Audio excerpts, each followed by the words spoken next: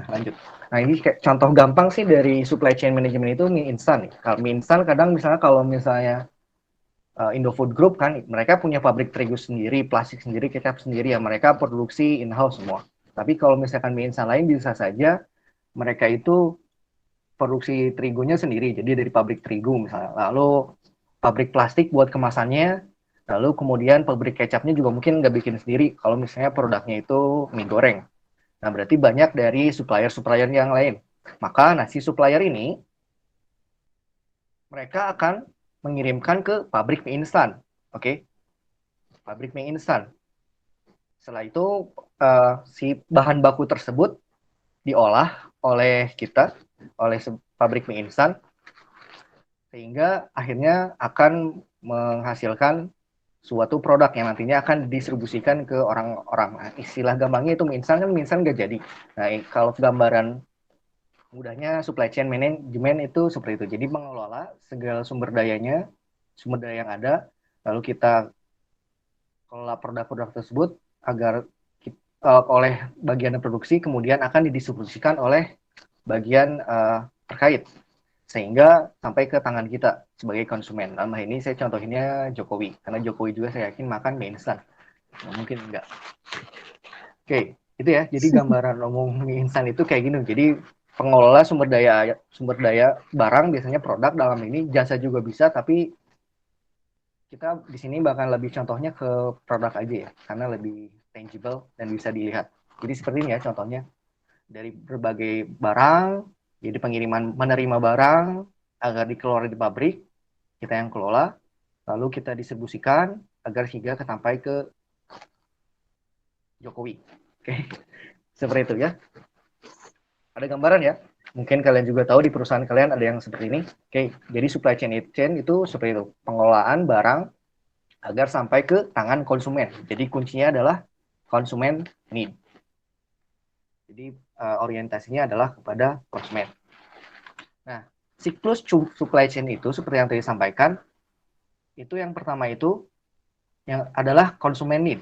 Jadi kita ngapain? Kita kan tujuan produksinya itu kita tujuannya bisnis ya. Beda lagi kalau misalkan yayasan ya tetap aja ada kok. Tapi bisnis kan ingin mendapatkan profit kan, tujuan dari bisnis. Maka siklus yang pertama itu kita harus mengidentifikasi kebutuhan dari konsumen atau istilah bahasa Inggrisnya adalah customer need. Pertama, kita harus mengidentifikasi kebutuhan-kebutuhan konsumen. Nah, kita udah tahu tadi contohnya mie instan, oh dia sukanya mie instan mie goreng misalnya, mie goreng juara, oke, konsumen butuh mie goreng.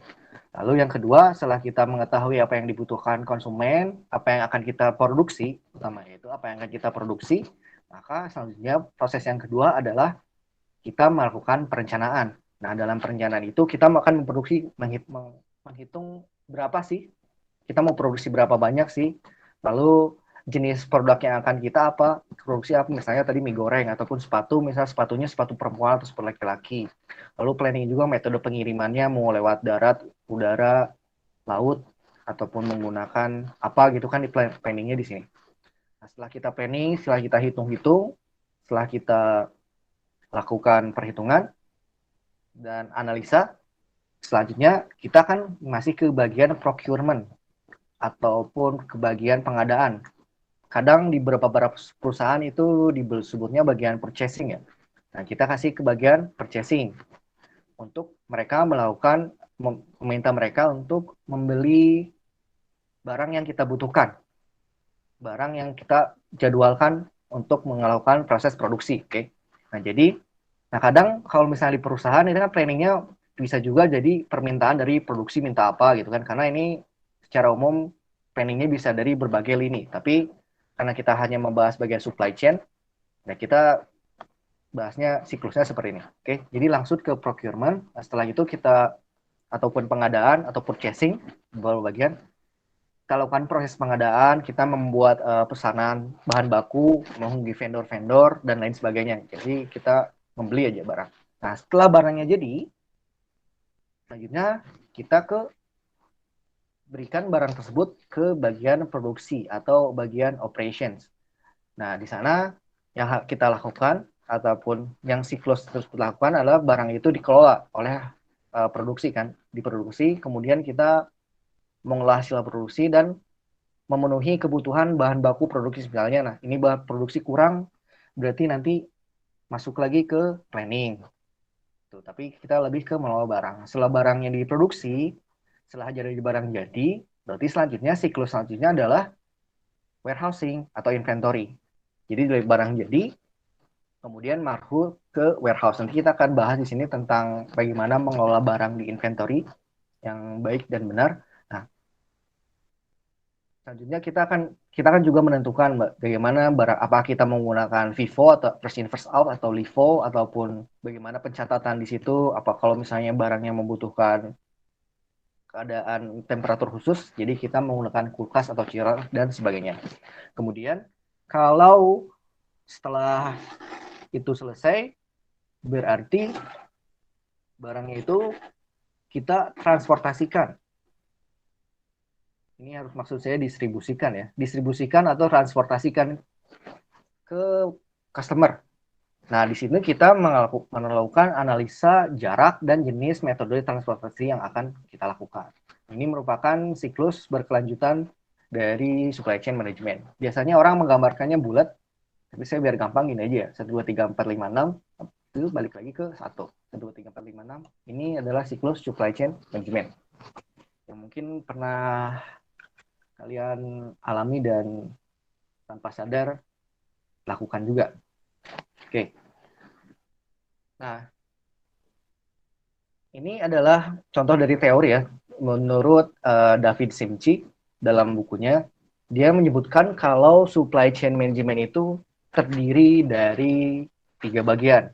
Yang pertama adalah product flow, atau dalam bahasa Indonesia itu alur produk. Jadi pertama product flow. Terus yang kedua, dalam supply chain itu terjadi yang namanya money flow atau alur keluar masuk uang. Yang terakhir adalah information flow. Ini adalah hal-hal yang terjadi di sana. Nah, berarti senada dengan teori dari David Simchi ini, kalau kita bahas sedikit mengenai ini supply chain atau di industri 4.0, apa yang menjadi challenge atau tantangan dari supply chain management di era industri 4.0. Ini sebenarnya isu dari tahun awal 90-an sih. Cuman nggak tahu di Indonesia sekarang kenapa mulai happening, mungkin karena dulu pemilu ya. Tapi kalau di luaran negeri, misalnya di sana, teori dari industri 4.0 itu udah gagal. Sekarang malah beberapa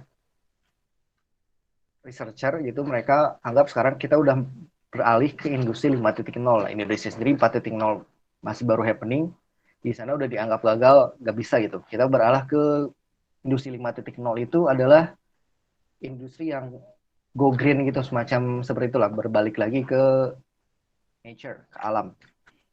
Nah, lanjut lagi ya, senada dengan supply chain menurut David Simchi. Nah, ini adalah McKinsey ya, mungkin beberapa kalian juga sudah tahu, McKinsey itu perusahaan konsultan. Di dalam websitenya dan di dalam ini kalian bisa download juga di sana artikel risetnya. Dia menyebutkan bahwa supply chain 4.0, saya rubah dulu ke sini. Nah, supply chain 4.0 itu merupakan